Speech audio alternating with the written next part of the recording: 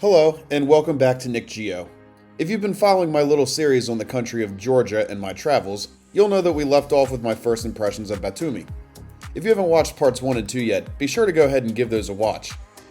We ended the last video with me taking a stroll across the Black Sea coast at the beginning of day 5, so we'll go ahead and pick things up right there. Batumi is located right by the coast, not far from the border with Turkey. Riding along the coast was a really relaxing way to still stay active and take in some of the scenery. There are places to stop for food and drink all along the way, and lots of sights as well. This is also a great way to get a look at all the architecture, as the unique buildings are part of the appeal of Batumi.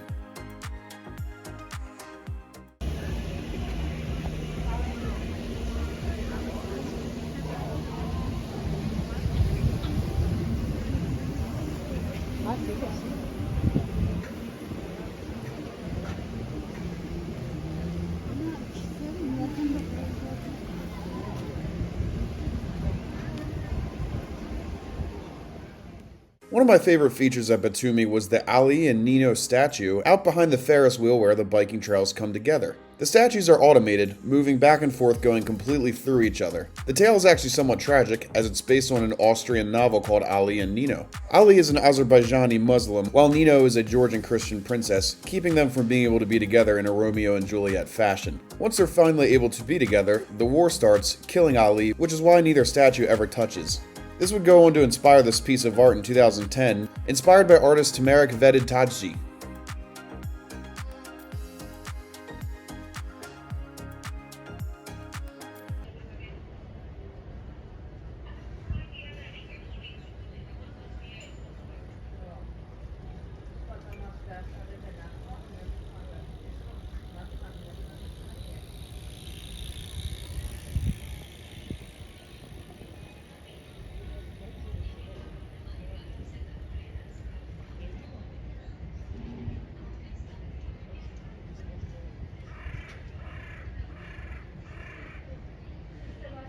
Nearby, we have the Alphabet Tower, simply named as such because it has the entire Georgian alphabet wrapping around it before reaching the top. It reaches 130 meters high, displaying all 33 letters of the Georgian alphabet, with a rotating panoramic restaurant at the top, as well as a terrace observatory. This looks especially impressive at nighttime when everything lights up, and it can go back to 2011, right when Batumi was starting to boom the way it is now.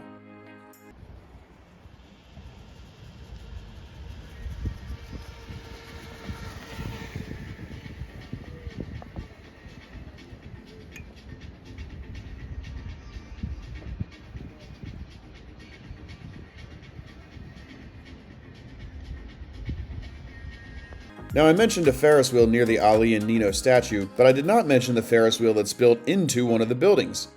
The Technological University Tower is completed in 2012, and the Ferris wheel sits about 100 meters above ground with 8 air-conditioned pods on it and room for a total of 40 people. Unfortunately, it's not operational. Being in a slight seismic zone, among other things, architects had a really tough time with this. As of 2024, it has been put to the use as a casino, as well as luxury apartments. It looks like I've made it to what is known as Europe Square. Let's take a look at some of these older buildings.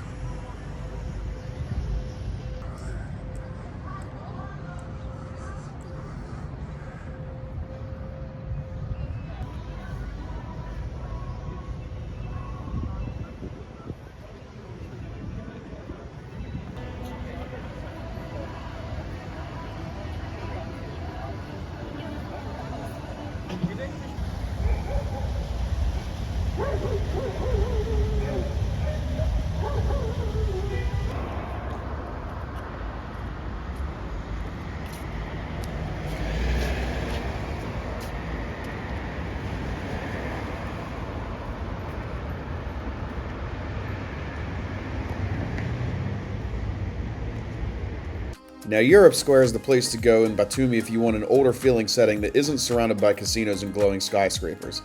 Granted, you won't have to go very far to get back to that, but this is an attraction based on the cultural development of Old Colchis, full of 19th century architecture. Some of the most important things in this area include the statue of Medea, Neptune Fountain, Piazza Square, Batumi Synagogue, Batumi Mosque, Batumi Cathedral, the dancing fountains, and many others.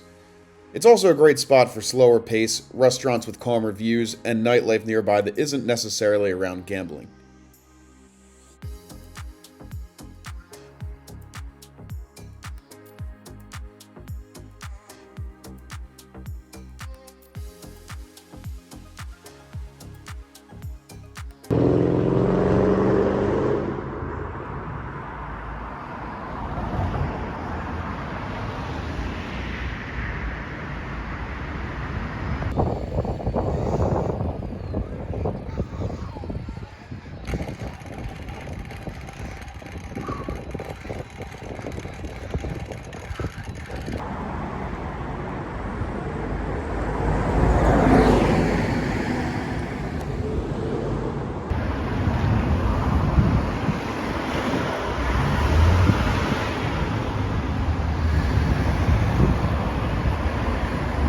Moving back along the coast near Orby Towers where I stayed were also some pretty cool buildings.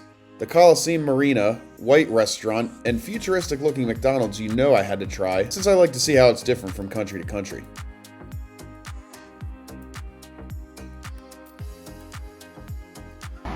Anytime I visit another country, I always like to try McDonald's once just to see if and how it's different.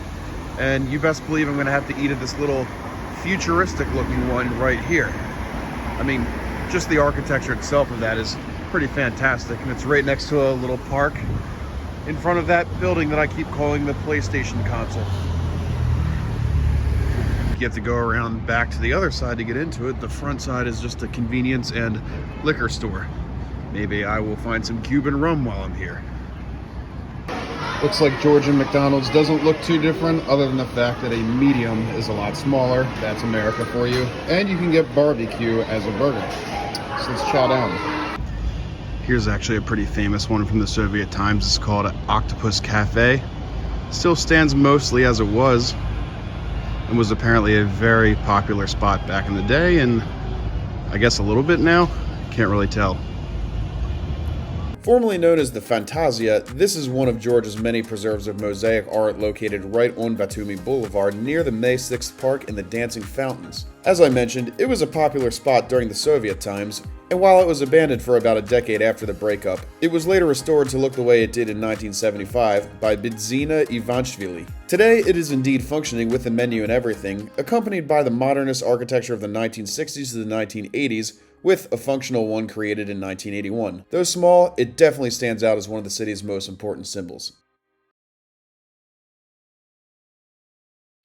So today is actually going to be pretty warm out, and I want to take a little bit of time to actually go into the Black Sea, but that'll probably be early afternoon. So until then, I actually want to leave and check out some ruins and old fortresses that are around Batumi in the meantime.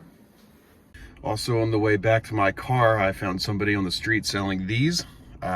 Somebody could tell me what this is in the comment. It looks very good and apparently filled with cheese, so I'm pretty excited to eat that. So the first stop this morning is Batumi Fort, or Tamar Fortress, and I believe Queen Tamar is one of the most respected and important figures, like one of the founders and the first monarch right around the time of the Mongol Empire. So let's get a good look at this.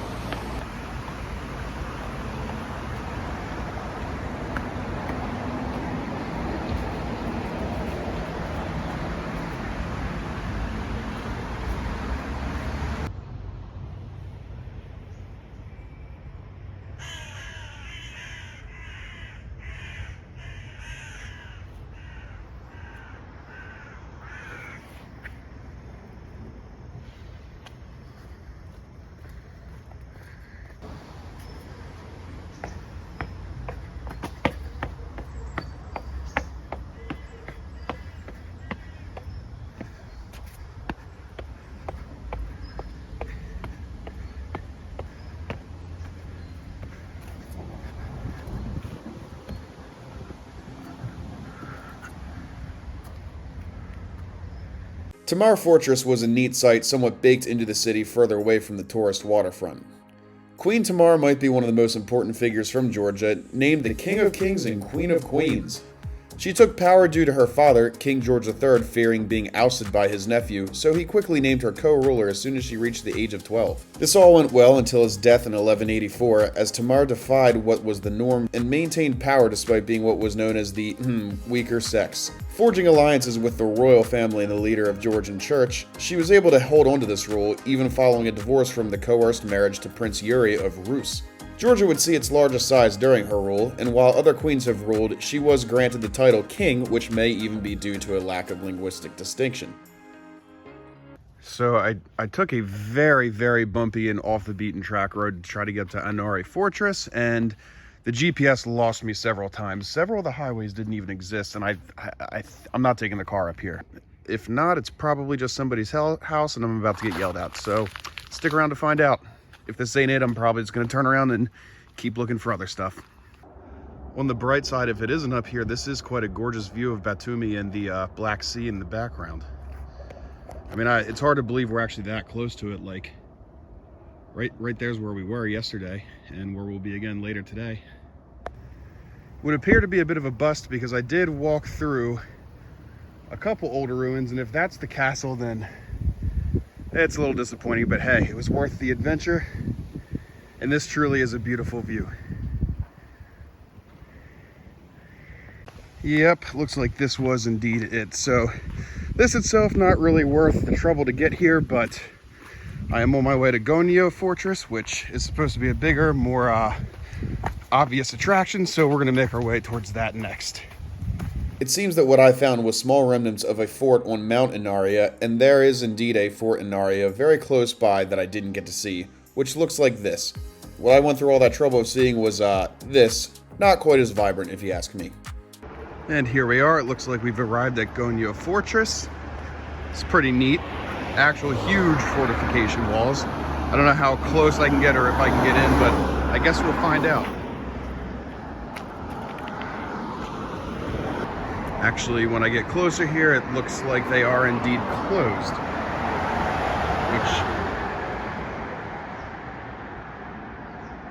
That's a shame. Oh well. Well, I figured if I can't get in, the next best thing would be to take a walk around the fortification walls. This can date back to the 1st century AD, connecting inner regions of the Black Sea being pillars of Roman, Ottoman, and Byzantine empires thanks to its location. This is actually located very close to the border with modern-day Turkey. The entire fortress is over 44,000 square meters with 18 fortification towers. You can tell that it's built with several layers over the centuries, the oldest being faceted squares and the newest being cobblestone around the tops of the walls. The largest towers are at the corners of the walls, and every tower has stone stairs and tunnels remain in the ground. Much of the history here is linked to the myth of what is known as the Argonauts, but excavations reveal remains of Roman barracks as well as glass and coins from the era. Inside the fortress held buildings from the 1st to 3rd centuries, including baths and water supply systems, wells, etc. Eventually, this was taken by the Ottomans, and it was never properly liberated as it stayed in Turkish possession until the San Stefano Treaty in 1878, which handed it over to the Russian Empire. Check it out. Decided to take a little drive to the border with Turkey. There it is. Turkey is right there. Low-key kind of want to go over there, but I'm short on time. But a U.S. passport would get me there. And now that I got all my morning shenanigans out of the way, it's time to actually go to the Black Sea, which I have not done yet, despite this being my 3rd day in Batumi. Got my old duck swimsuit on. And so here I've made it to the Black Sea. Of course, I'm under the shade because I burn so easily, but it is a beautiful day out, and I will be getting into the water. You can see pretty bustling out here.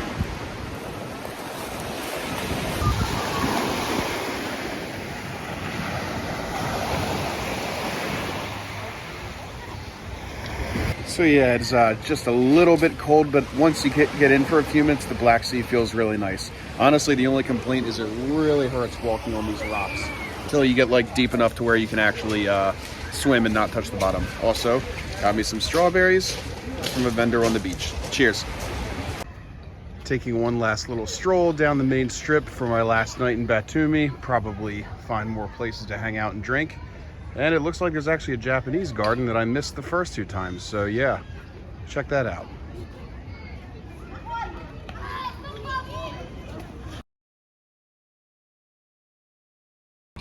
And as we say goodbye to Batumi, I am on my way to Gori, which is known as the hometown of Joseph Stalin. But first, on the way there, I want to stop at a city that's kind of close, known as Batumi, to see the Palace of the Tsar. Kind of ironic, on the way to see Stalin, stopping to see the Tsar. Anywho, let's go ahead and take off with that.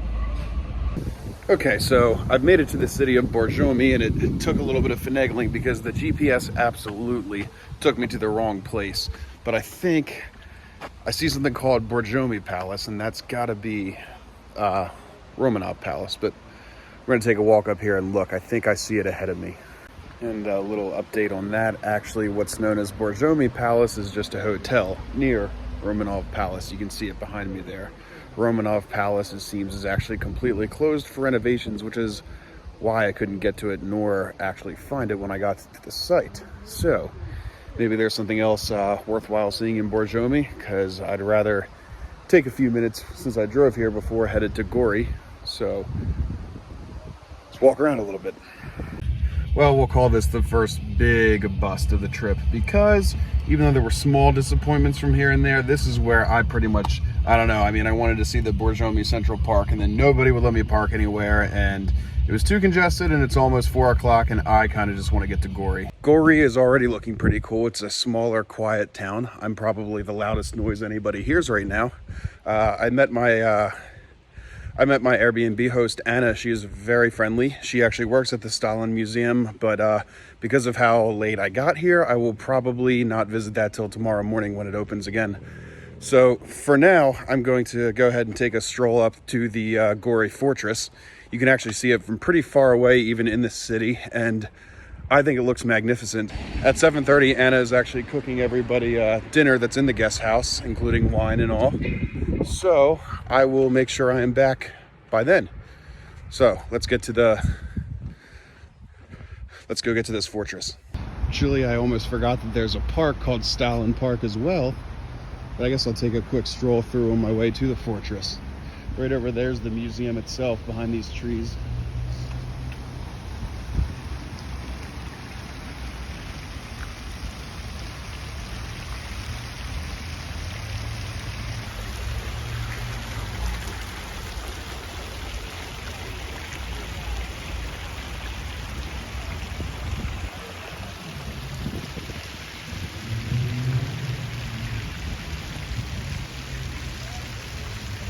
If Queen Tamara isn't the first person you think of when you think of Georgia, perhaps Joseph Stalin is. While quite a controversial figure, a lot of post-Soviet states view this with more nuance than we're used to here in the West.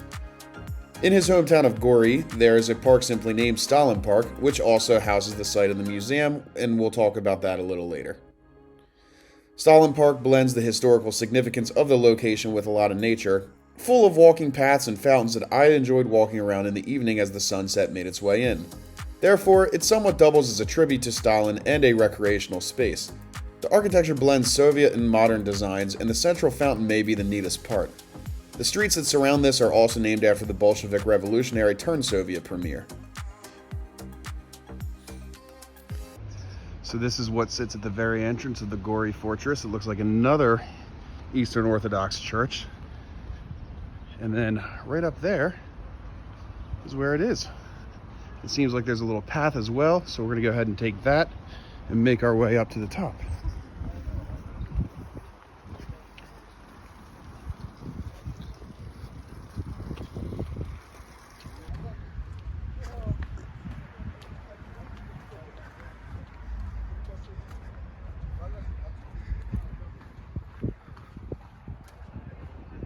Seems like I was wrong again. That was actually something entirely different.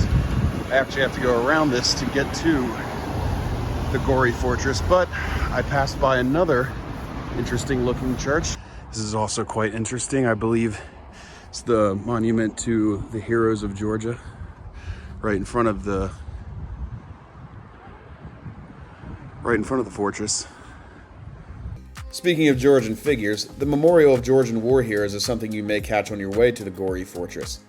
These are giant statues of 8 sculptures depicting old Georgian soldiers sculpted between 1981 and 1985. Originally, these were around the Tomb of the Unknown Soldier in Tbilisi, however they were moved in this location in 2009. This is definitely a much more clear path to the top. You can see there's some scaffolding on the sides. Tend to find that in a lot of old buildings trying to be either restored or, I don't know, maybe kept up.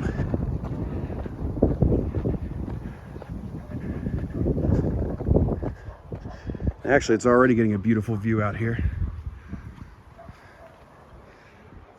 Oh wow, it looks even more amazing from this side. A lot more distinct features too.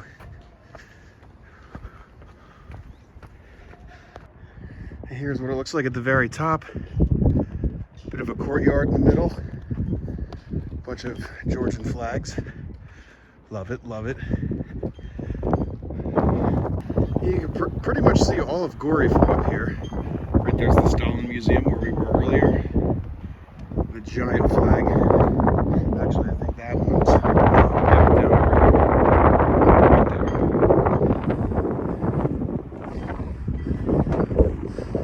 Good time to come up here. The Gori fortress itself is the main part of this tiny stroll for me. It's a medieval citadel that sits atop a rocky hill towering above the city of Gori. Though it first appears in 13th century records, evidence has been found to date parts of its fortification back to the BC times. This could accommodate a large garrison and played a large role in economic strategy in the Dark Ages. However, in the 16th century it was captured by the Ottoman Empire before changing hands between Georgian and Persians in the following centuries. Its present-day form goes back to about the 1630s under King Rostam of Kartli, and later Erekli II in the 1770s. Probably mispronounced that. When Russians annexed Georgia in 1801, it would hold Russian garrisons until its fortification got weaker over time, and more of it fell into ruin, which you can see much of that today. I was about to mention that it smelled like wine, and then I realized it's because there's an entire vine full of wine grapes right outside of my Airbnb. So people waving down here.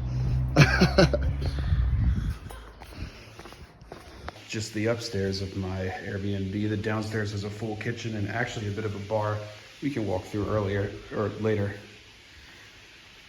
And then over here is my room. It's also another common area. Looks like they have a piano.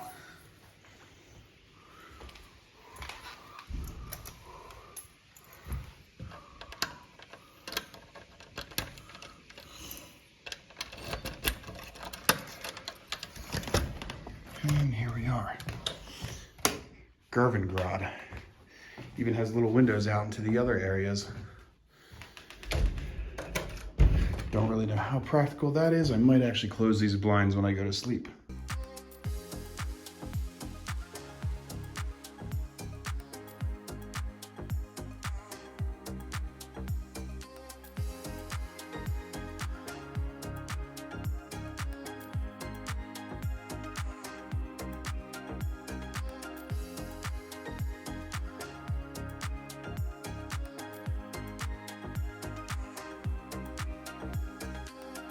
Okay, so after a little breakfast, I think the last one for this video will indeed be the Stalin Museum.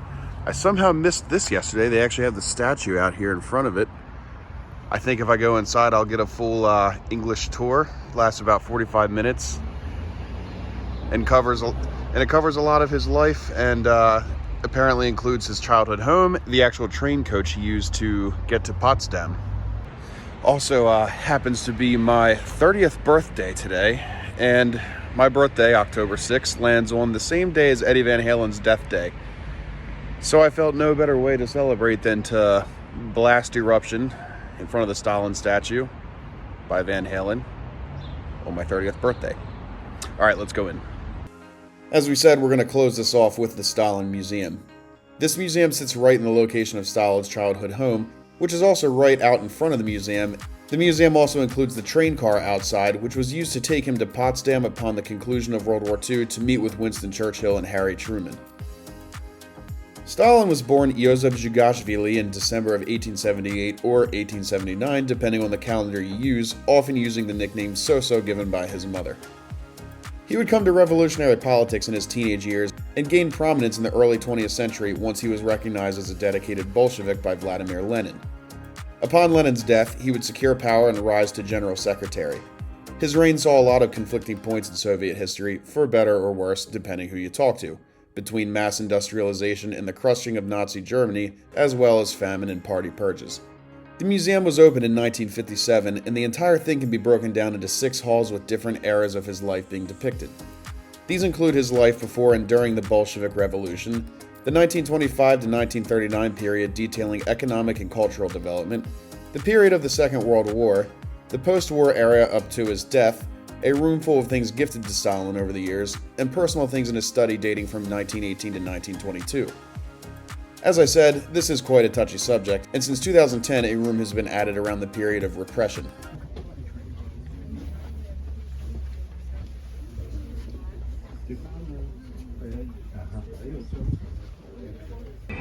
And with that, I think we're going to cap this video here. So I have one more that I plan on making. This will pretty much be my last couple days, all in Tbilisi, as well as a couple sites I plan on hitting on the way there from Gori. So if you made it this far, cheers.